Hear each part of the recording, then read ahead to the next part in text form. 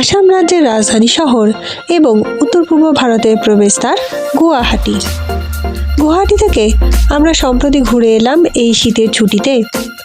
গুয়াহাটি এলে দেখা যায় 51 সতীপীঠের অন্যতম মা কামাখ্যার মন্দির। সুবিস্তৃত ব্রহ্মপুত্র নদের ওপর ময়ূর দ্বীপে অবস্থিত উমানন্দ মন্দির।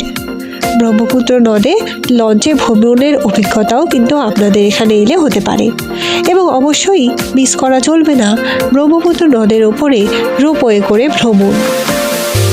এবং সেই সঙ্গে রয়েছে শহরের উপকণ্ঠে অবস্থিত ঋষি বশিষ্ঠের আশ্রম। সুদৃশ্য তিরুপতি বালাজির মন্দিরও গুয়াহাটি এলে আপনার দেখা হয়ে যেতে পারে। দেখতে থাকুন আমার এই ব্লগটা।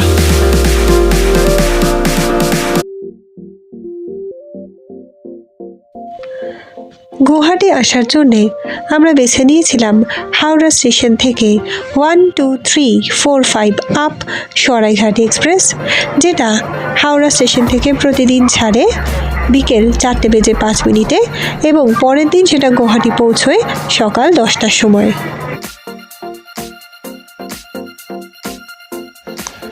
গুয়াহাটি পৌঁছে গুয়াহাটি স্টেশন সংলগ্ন পল্টন বাজারে রয়েছে প্রচুর মানের এবং দামের হোটেল। অধিকাংশ পর্যটকই গুয়াহাটি এলে এই পল্টন বাজারকে নিজেদের আস্তানা হিসেবে বেছে নেন। আমরাও গুয়াহাটি স্টেশনে নেমে 8 নম্বর প্ল্যাটফর্ম দিয়ে বেরিয়ে চলে এসেছিলাম এই পল্টন বাজারে। পল্টন বাজারে হোটেল সুকমণিতে আমরা চেক ইন করেছিলাম। আমরা কিন্তু কলকাতা থেকে হোটেল বুক করে আসিনি। পল্টন বাজারে এসে বিভিন্ন হোটেল দেখে আমরা হোটেল সুকমণিতেই স্পট বুকিং করে নিয়েছিলাম।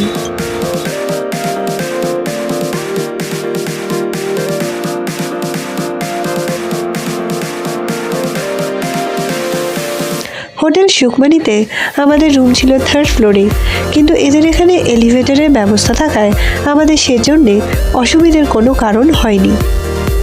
এটা হচ্ছে আমাদের কোয়াড শেয়ারিং রুম, যেখানে রয়েছে 2টো ডাবল বেড এবং একটা সিঙ্গেল বেড। রুমটা বেশ স্পেসিয়াস, সঙ্গে অ্যাটাচ বাথরুমও রয়েছে। 2 রাতে কাটাবার জন্যে আমরা এই রুমটাকেই বেছে নিয়েছিলাম। আমাদের রুমের ট্যারিফ লেগেছিল ₹2000 পার নাইট।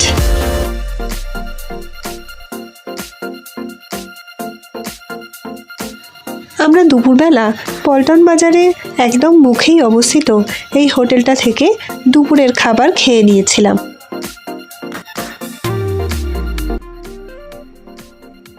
আমরা এখন যাচ্ছি কাছারিঘাট। এখান থেকে আমরা ট্রেনে করব, তারপরে যাব উমানন্দ মন্দির। করে এখন চলেছি গুয়াহাটি শহরে কাছারিঘাটের দিকে। কাছারিঘাট থেকে আমরা লঞ্চ ধরব, যাব ব্রহ্মপুত্র নদের ওপর অবস্থিত ময়ূর দ্বীপে। ময়ূর দ্বীপে রয়েছে উমানন্দ মন্দির। কাছারিঘাট থেকে সরকারি এবং বেসরকারি লঞ্চ ছাড়ে। বেসরকারি লঞ্চের ভাড়া যদি বোথ ওয়েজ করা হয় তাহলে 100-200 টাকা, এবং যদি সরকারি লঞ্চে যাওয়া আসা করা হয় তাহলে সেখানে লাগবে বোথ ওয়েজ 40 টাকা। তাই জন্যে আমরা সরকারি লঞ্চকেই বেছে নিয়েছিলাম উমানন্দ মন্দিরে যাওয়ার জন্যে। সরকারি লঞ্চে প্রতিদিন টিকিট দেওয়া হয় বিকেল 4টে পর্যন্ত।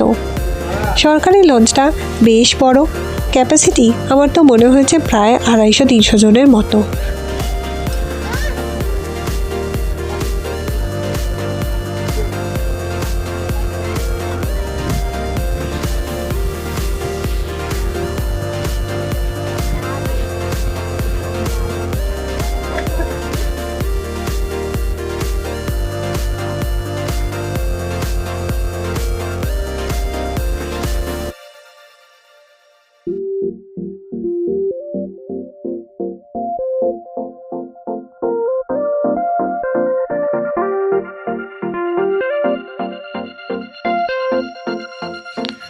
সুবিস্তৃত ব্রহ্মপুত্র নদের ওপরে লঞ্চে করে এই ভ্রমণের অভিজ্ঞতাও স্মরণীয় হয়ে থাকবে সকলের কাছে।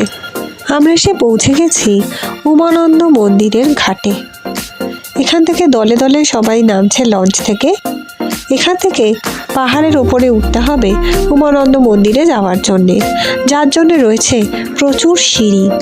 সিঁড়িগুলো ভীষণ খাড়াই, তাই জন্যে অসুস্থ বা বয়স্ক মানুষদের পক্ষে এখানে ওঠানামা করাটা কিন্তু বেশ কষ্টকর। উমানন্দ মন্দির হলো শিবের মন্দির। উমানন্দ মন্দিরের শান্ত স্নিগ্ধ পরিবেশ সকলকে মুগ্ধ করবে। মনে করা হয় মা কামাখ্যাকে দর্শন করার পর উমানন্দ মন্দির দর্শন যতক্ষণ না হচ্ছে ততক্ষণ তীর্থযাত্রা সম্পূর্ণ হয় না।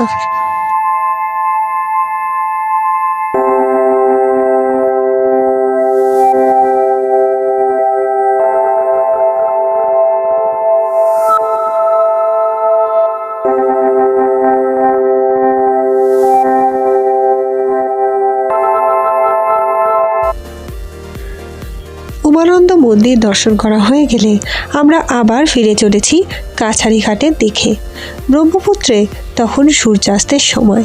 কি অপূর্ব লাগছে না দেখতে এই দৃশ্যটা।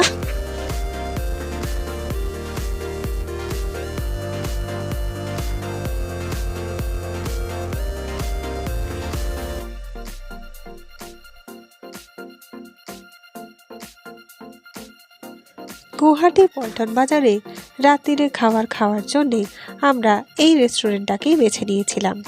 এখানে আমরা রুটি এবং চিকেন কষা খেয়েছিলাম। খাবারের টেস্ট এবং দামও ছিল রিজনেবল। পরের দিন সকাল সকাল আমরা অটো করে বেরিয়ে পড়েছি কামাখ্যা মন্দির দর্শনের উদ্দেশ্যে। পল্টন বাজার থেকে আমরা এই অটোটা ঠিক করে নিয়েছি। এই অটোই আমাদের পৌঁছে দেবে নীলাচল পাহাড়ের ওপর অবস্থিত মা কামাখ্যা মন্দিরের গেটের সামনে। গেটের সামনে পরপর সার বেঁধে রয়েছে প্রচুর ডালার দোকান।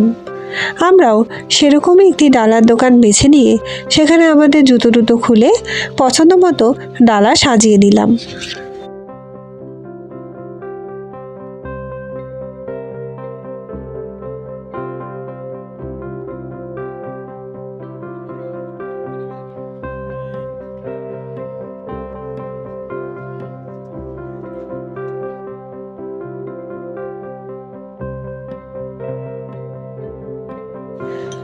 নীলাচল পাহাড়ের ওপর অবস্থিত মা কামাখ্যার মন্দির তন্ত্র উপাসক এবং হিন্দুদের জন্য পবিত্র একটি ধর্মস্থান। 51 শক্তিপীঠের অন্যতম মা কামাখ্যার এই মন্দির। কথিত আছে যখন মহাদেব সতীর দেহত্যাগের পর সতীর দেহ নিয়ে তাণ্ডব নৃত্য করছিলেন, তখন বিষ্ণু সুদর্শন চক্রে সতীর দেহ 51টি খণ্ডে বিভক্ত হয়ে ভারতবর্ষের বিভিন্ন জায়গায় পতিত হয়। আর অসমের গুয়াহাটির নীলাচল পাহাড়ে অবস্থিত এই স্থানে পতিত হয় দেবীর গর্ভ এবং যোনি। কামাখ্যা মন্দিরের গর্ভগৃহেতে ঢোকার জন্যে ভোর রাত্রির থেকে এখানে লাইন পড়ে যায়। এখানে ঢোকার জন্য ভিআইপি টিকিটেরও ব্যবস্থা আছে, যেটা অনলাইনে কেটে নেওয়া যায়, যার দাম হচ্ছে জনপ্রতি 500 টাকা করে। কিন্তু আমরা ভিআইপি টিকিট কিছু কাটিনি, কারণ অতক্ষণ লাইনে দাঁড়ানো আমাদের পক্ষে সম্ভব ছিল না। আমরা সেই জন্যে 2 নম্বর গেট দিয়ে ঢুকে একজন পান্ডাকে ধরে তাকে দিয়ে পুজো দিয়ে নিয়েছিলাম। তিনি আমাদের ভেতর থেকে পবিত্র জল এনে দিয়েছিলেন। বর্তমান মন্দির ভবনটি অহোম রাজাদের রাজত্বকালে নির্মিত। খ্রিস্টীয় 2য় শতাব্দীতে এই মন্দিরটি ধ্বংসপ্রাপ্ত হলে 1565 খ্রিস্টাব্দে কোচ রাজা চিলরায় এই মন্দিরটি মধ্যযুগীয় স্থাপত্যের অনুকরণে পুনরায় নির্মাণ করে দেন।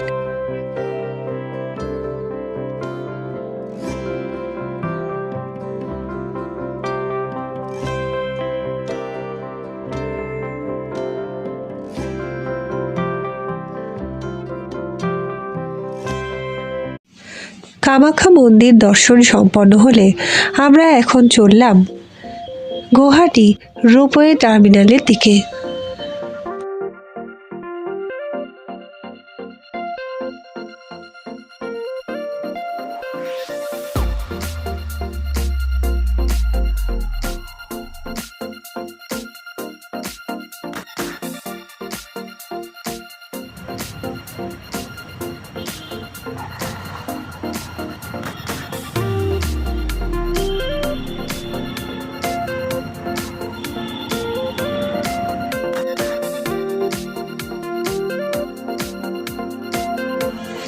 টিকিট কেটে আমরা চলেছি রোপওয়েতে উঠবার জন্যে।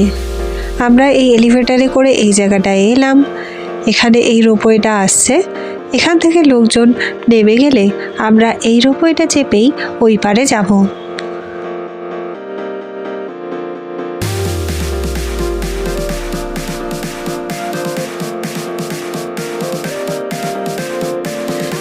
সুবিস্তৃত ব্রহ্মপুত্র নদের ওপরে রোপওয়ে করে এই পারাপার এক অনন্য সাধারণ অভিজ্ঞতা।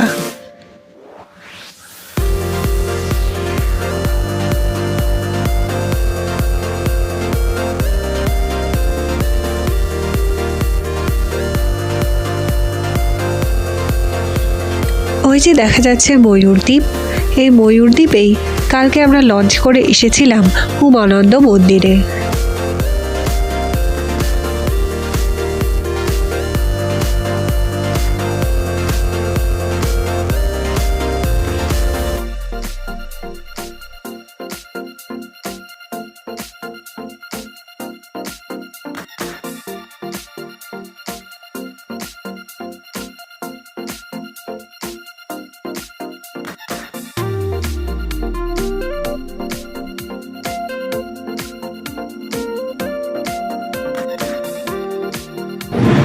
আমরা এখন গুয়াহাটি রোপওয়ে টার্মিনালের ওয়েটিং এরিয়াতে ওয়েট করছি। প্রতি 10 মিনিট অন্তর অন্তর এখান থেকে রোপওয়ে যাতায়াত করে। হচ্ছে সকাল 9টা থেকে বিকেল 5টা পর্যন্ত। সপ্তাহে বৃহস্পতিবার বাদ দিয়ে বাকি সব দিনই খোলা থাকে। আর টিকিট হচ্ছে পার হেড বোথ ওয়েজ যদি করতে হয় তাহলে 200 টাকা করে। আর 12 বছরের নিচে বাচ্চাদের জন্য খানিকটা ডিসকাউন্ট আছে। আমরা এখন ওয়েট করছি। একবার এলাম, এবারে আবার ফেরত যাব। শীতকাল বলে ব্রহ্মপুত্রের জল এখন বেশি নেই, তাই চড়া পড়ে গেছে। বর্ষাকালে এই নদীর রূপ হয়ে ওঠে ভয়ঙ্কর সুন্দর।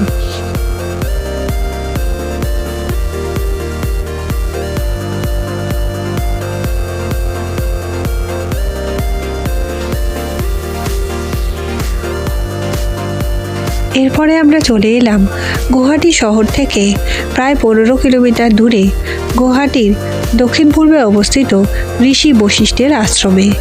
মনে করা হয় শ্রীরামের গুরু বশিষ্ঠ ঋষির দ্বারা প্রতিষ্ঠিত এই মন্দির। এখানে ঋষি বশিষ্ঠের পায়ের ছাপও নাকি আছে। মন্দিরের সংলগ্ন একটি জলপ্রপাতও রয়েছে।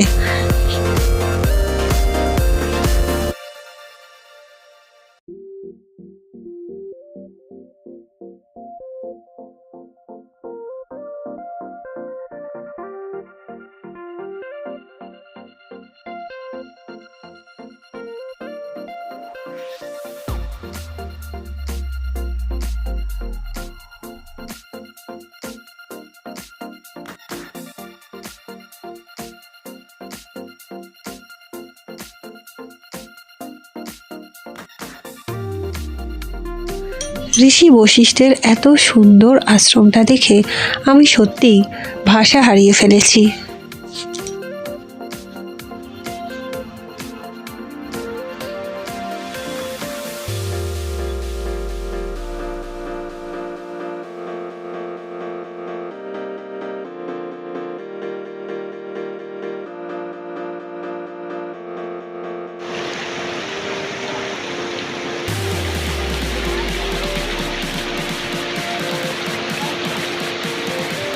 আমরা আবার ফিরে এসেছি পল্টন বাজারে।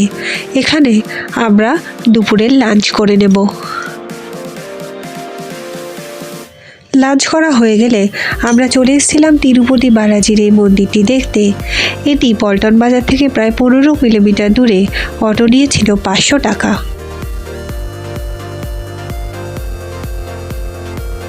এবার গুয়াহাটি থেকে আমাদের চলে যাওয়ার পালা। আমরা এখন যাব শিলংয়ের উদ্দেশ্যে। ঘড়িতে বাজে ঠিক 9:30। আমরা গুয়াহাটি থেকে এখন চেক আউট করে যাচ্ছি। হোটেল সুখমণি থেকে আমরা চেক আউট করলাম। ওই যে আমাদের গাড়ি দাঁড়িয়ে রয়েছে।